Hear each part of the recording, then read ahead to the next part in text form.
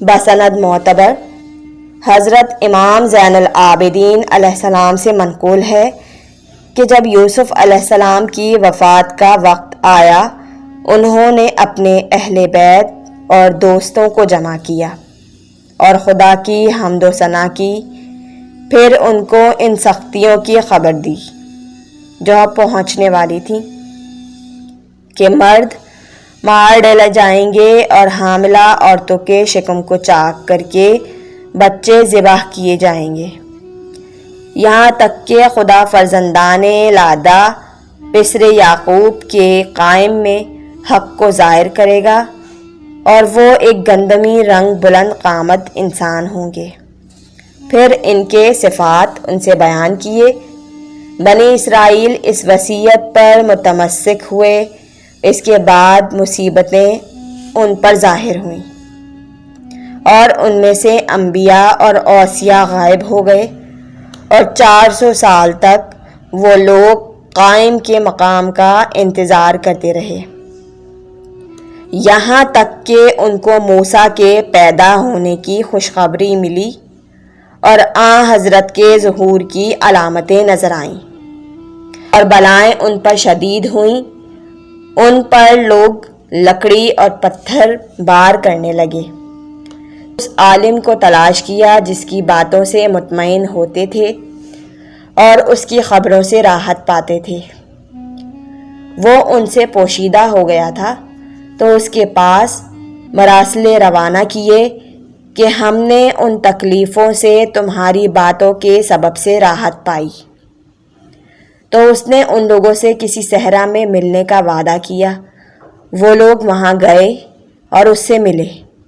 اس نے حدیث قائم ان سے بیان کی اور ان کے صفات بتلائے، اور ان لوگوں کو خوشخبری دی کہ اس کا خروج نزدیک ہے اور ملاقات شب ماہ میں ہوگی۔ اسی اثنا میں حضرت موسیٰ علیہ السلام ان پر مثل آفتاب کے طلوع ہوئے۔ اس وقت حضرت کی جوانی کا آغاز تھا اور فرعون کے گھر سے سیر و تفریح کے بہانے سے نکلے تھے، اور اپنے لشکر اور غلاموں سے علیحدہ ہو کر تنہا ان کے پاس آئے تھے۔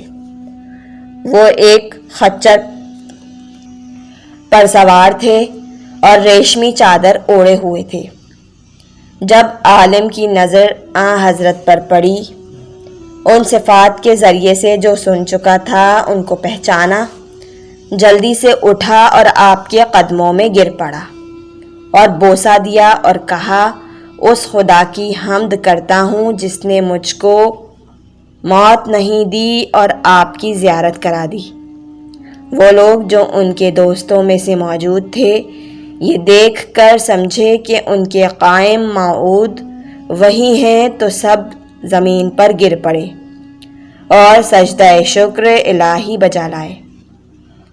موسیٰ علیہ السلام نے ان سے صرف اتنی بات کی کہ میں امیدوار ہوں کہ خدا تمہاری آسائش کا سامان جلد کرے گا، اور ان کی نگاہوں سے غائب ہو گئے اور شہر مدین کی جانب چلے گئے اور شعیب علیہ السلام کے پاس رہے۔ جب تک کہ رہے، پھر وہ دوسری غیبت پہلی غیبت سے زیادہ شدید تھی، اور وہ 50 سے چند سال زیادہ مقدر ہوئی تھی۔ پھر ان پر بلائیں زیادہ سخت ہوئیں اور وہ عالم بھی ان سے پوشیدہ ہو گیا۔ پھر لوگوں نے اس کے پاس کسی کو بھیجا کہ ہم کو آپ کے پوشیدہ ہونے سے صبر نہیں ہوتا۔ وہ عالم کسی صحرا میں ظاہر ہوا اور ان کو طلب کیا اور ان کو تسلی دے کر مسرور کیا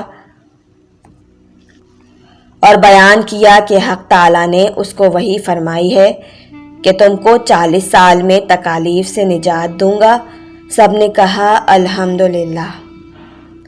پھر حق تعالیٰ نے اس کو وحی فرمائی کہ ان سے کہہ دو کہ میں نے ان کے الحمدللہ کہنے سے ان کی مدت کم کر کے 30 سال کر دی۔